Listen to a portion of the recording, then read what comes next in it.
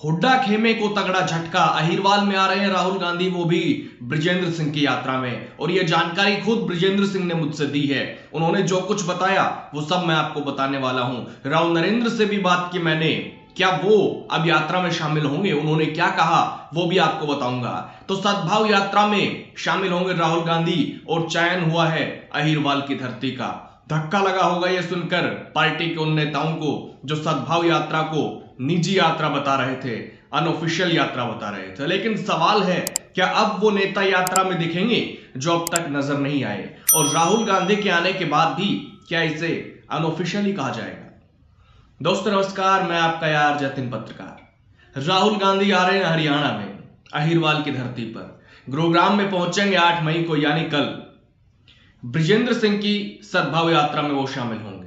इससे बृजेंद्र सिंह का कद तो बड़ा हो रहा है, लेकिन हुड्डा खेमे को बड़ा झटका लगा है। सबसे पहले पूरा शेड्यूल मैं आपको बताता हूं, फिर इस पर विस्तार से बात करूंगा, क्योंकि बृजेंद्र सिंह से भी मेरी बात हुई और पार्टी के प्रदेश अध्यक्ष राव नरेंद्र से भी मेरी बात हुई। तो 8 मई को गुरुग्राम में राहुल गांधी पहुंचेंगे, जहां पर वो बृजेंद्र सिंह जो सद्भाव यात्रा निकाल रहे हैं उसमें शामिल होंगे। 2 विधानसभाओं से होकर गुजरेगी यह यात्रा। खांडसा से इसकी शुरुआत होगी और एसडी स्कूल तक जाएगी। करीब 1.5 किलोमीटर की यह यात्रा होगी। रोड शो भी होगा। इसके बाद यात्रा के एंड पॉइंट पर राहुल गांधी वहां पर मौजूद लोगों को संबोधित भी करेंगे। और यह जानकारी मुझसे खुद बृजेंद्र सिंह ने दी है, जिनको यात्रा निकालते हुए 7 महीने पूरे हो चुके हैं। नरवाना से 5 अक्टूबर 2025 को उन्होंने सद्भाव यात्रा शुरू की थी, जिसमें अब तक हुड्डा खेमे को छोड़कर लगभग सभी नेता और उनके समर्थक इसमें शामिल हुए हैं। लेकिन हुड्डा खुद भी अभी तक शामिल नहीं हुए, जिसका जिक्र बृजेंद्र सिंह भी करते रहे हैं, कई बार वो निशाना भी साधते रहे हैं। लेकिन हुड्डा और उनके समर्थक जो पदों पर बैठे हैं वो लगभग नहीं दिखे यात्रा में। हालांकि शैलजा, सुरजेवाला, ये सब किसी न किसी मोड़ पर जुड़े हैं यात्रा से। हालांकि इसके अलावा कांग्रेस के प्रदेश अध्यक्ष राव नरेंद्र भी इस यात्रा में शामिल नहीं हुए। वो ये तो कहते रहे हैं कि जिनको जाना है यात्रा में वो जा सकता है, पार्टी को कोई भी अपने स्तर पर मजबूत कर सकता है। लेकिन ये यात्रा पार्टी की ऑफिशियल यात्रा नहीं है, यानी सद्भाव यात्रा को पार्टी ने अनऑफिशियल यात्रा बताया। हालांकि अब राहुल गांधी इस यात्रा में शामिल होने जा रहे हैं 8 मई को, जिसकी जानकारी खुद बृजेंद्र सिंह ने मुझसे दी। पूरा रूट भी बताया उन्होंने, जो मैंने आपके साथ साझा किया है। तो मैंने पार्टी के प्रदेश अध्यक्ष राव नरेंद्र से भी बात की राहुल गांधी के आगमन को लेकर। तो उन्होंने कहा कि अभी तक इसकी कोई ऑफिशियल जानकारी हमारे पास नहीं है, अगर कोई जानकारी आएगी तो वो बताई जाएगी। यानी उनके मुताबिक पार्टी के पास अभी राहुल गांधी के गुरुग्राम पहुंचने की कोई जानकारी नहीं है। और सिर्फ आज का दिन है, क्योंकि कल तो 8 मई है।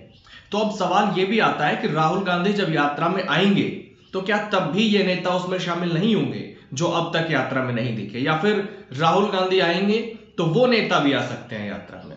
वैसे बृजेंद्र सिंह से मेरी बात हुई थी, उनके साथ मैंने इंटरव्यू भी किया था, तब भी उन्होंने ये कहा था। और वैसे भी काफी बार वो कहते रहे हैं कि अब फर्क नहीं पड़ता कौन आ रहा है या कौन नहीं आ रहा, अब हम इससे बहुत आगे निकल चुके हैं। यानी राहुल गांधी आ रहे हैं तो इससे सीधा झटका भूपेंद्र हुड्डा खेमे को।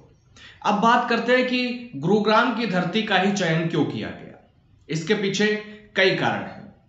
एक कारण तो यह कि अहिरवाल में कांग्रेस खुद को मजबूत करने की कोशिश कर रही है, खुद को स्ट्रॉन्ग करने के प्रयास में है। और मैं कई बार बताते भी रहा हूं कि हरियाणा पर राहुल गांधी खुद ध्यान दे रहे हैं। बृजेंद्र सिंह से यात्रा को लेकर भी उन्होंने बात की थी महीने भर पहले, फीडबैक भी लिया था हरियाणा का यात्रा का, ये भी उन्होंने खुद मुझसे बताया था। इसके अलावा अहिरवाल में कुछ समय पहले भी राहुल गांधी आए थे, सिर्फ एक नेता से मुलाकात की थी, वो भी मैंने आपको बताया था। इसके अलावा एक महत्वपूर्ण कारण यह भी है कि अब यात्रा प्रदेश की लगभग विधानसभाओं से होकर गुजर चुकी है। 90 विधानसभा हरियाणा में है और लगभग विधानसभाओं से बृजेंद्र सिंह की सद्भाव यात्रा निकल चुकी है।